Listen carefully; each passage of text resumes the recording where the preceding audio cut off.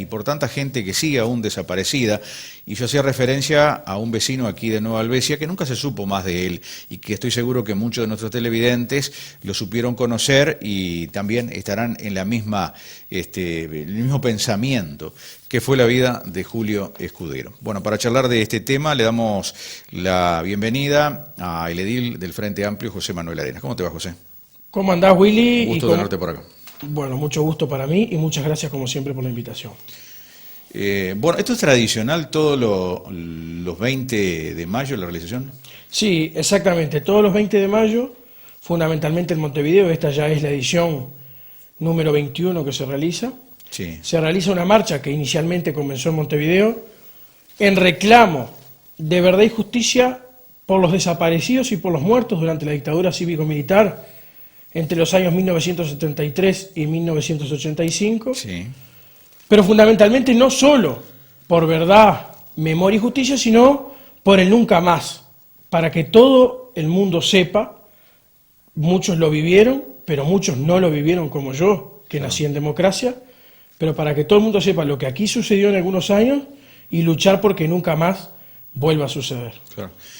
Sí, yo lo viví, siendo joven lo viví, pero claro, uno desde la juventud veía ese proceso, lo miraba con otra óptica que no le llamaba mucho la atención porque no sabía realmente, como todo joven, estaba para otra cosa y no sabía la realidad política que estaba viviendo el país. Pero me acuerdo, sí, de muchas cosas que sucedieron en esa oportunidad.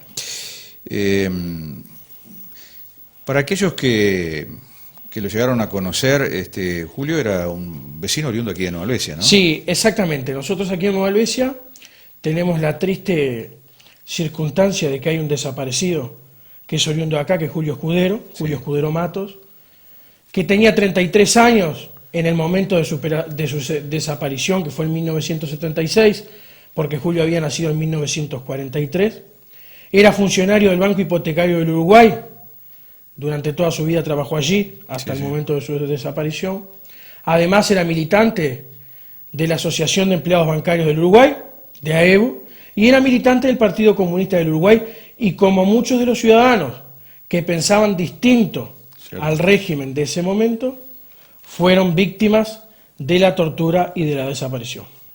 José, nunca se supo del paradero de él, ¿no? Nunca se supo. Cuando en el año 2000 el presidente Jorge Valle creó aquella Comisión para la Paz, que si bien fue muy criticada por algunos dirigentes de nuestro país, fue muy importante porque en realidad fue el primer gobierno que reconoció que en el Uruguay había desaparecido. Y en el estudio de la desaparición de Julio Escudero, esa comisión le entregó a la familia algunos datos que había recibido, porque lo que hacían era recibían de alguna manera noticias de las personas, denuncias anónimas, datos, testimonios, y recibieron algunos datos, y el objetivo, lo que se sabe, es que el 30 de octubre de 1976 fue el último día en que se tuvo noticia, su familia tuvo noticia de Julio Escudero, es decir, 10 meses antes del 30 de octubre de 1976, ya habían mandado a allanar su casa, los militares habían allanado su casa donde vivía su esposa y su hija. ¿Su familia, o sea, esposa e hija, siguen residiendo aquí en Nueva Alvesia? No, ellos residieron en Montevideo. Ajá. Y en ese momento Julio Escudero ya no estaba en su casa porque le habían allanado, pero llamaba todos los días para ver cómo se encontraba su familia.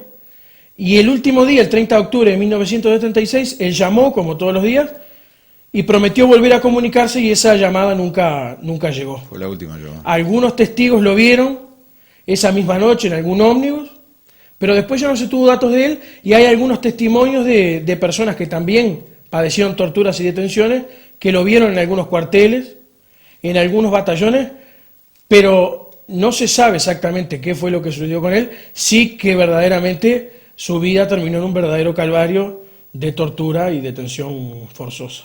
Perfecto.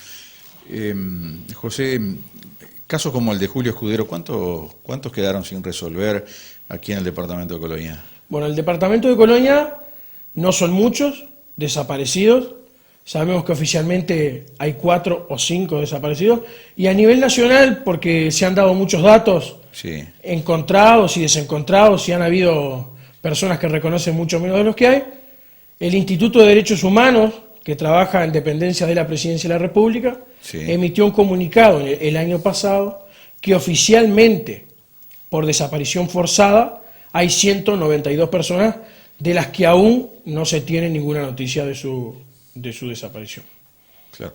Y el único caso que se pudo esclarecer aquí, en la oportunidad que se pudo encontrar los restos, fue el caso de Nibia Zabalzagaray, ¿no? Claro, el caso de Nibia Zabalzagaray, en realidad Nibia... O sea, sus restos fueron entregados a la familia. Sí, claro, el caso de Nibia Zabalzagaray también es un caso muy triste. Sí. Mucha gente de aquí lo conoce porque Nibia era oriunda de aquí de Nueva Sí. Helvecia, hija de una familia obrera. Nibia tenía 24 años, la misma edad que tengo yo, en el momento de su detención en Montevideo, porque ella estudiaba en el Instituto de Profesores Artigas. Todos los testigos cuentan y quienes la conocieron, que era una persona brillante, de una alegría espectacular, siempre con mucha esperanza.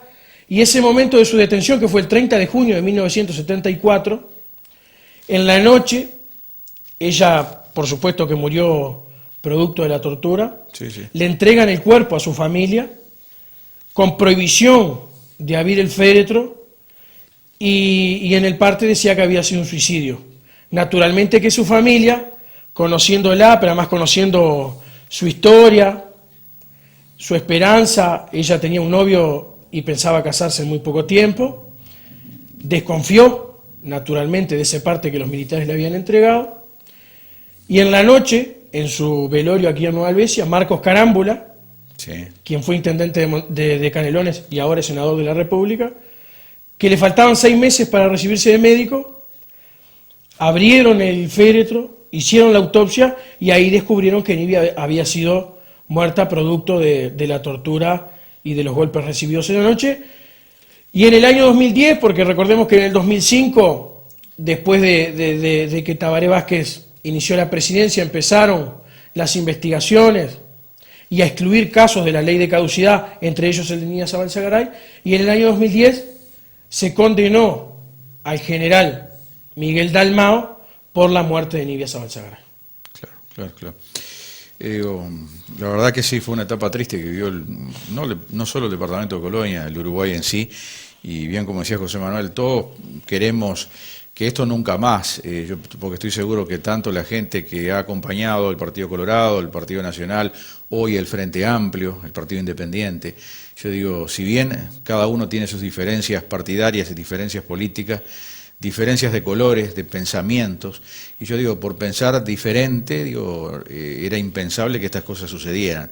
No lo vivió solo Uruguay, porque lo vivieron varios países de América, lo vivió Argentina, lo vivió Chile, lo vivió Brasil, Paraguay, no escapamos de esa realidad, pero esperemos que esto nunca se vuelva a repetir, y es por eso que año tras año se lleva adelante esta marcha de silencio, bueno, acompañando a sus familiares, a los amigos de tantos desaparecidos, porque sabemos o creemos que los militares todavía que estaban en la época y que siguen hoy, ya tal vez retirados, muchos de ellos saben la realidad de todo esto, pero ninguno va a hablar, se hizo como tal vez un pacto de silencio entre ellos, o son pocos los que tal vez tendrán en mente que sería un buen gesto de aquellos militares que supieron realmente lo que sucedió, que tal vez no participaron, pero que en su momento no podían hablar de lo que realmente había sucedido, poder contar eso, porque la familia quiere saber, por lo menos saber dónde fueron sepultados, dónde están los restos de su ser querido, porque nos ponemos en lugar de cada uno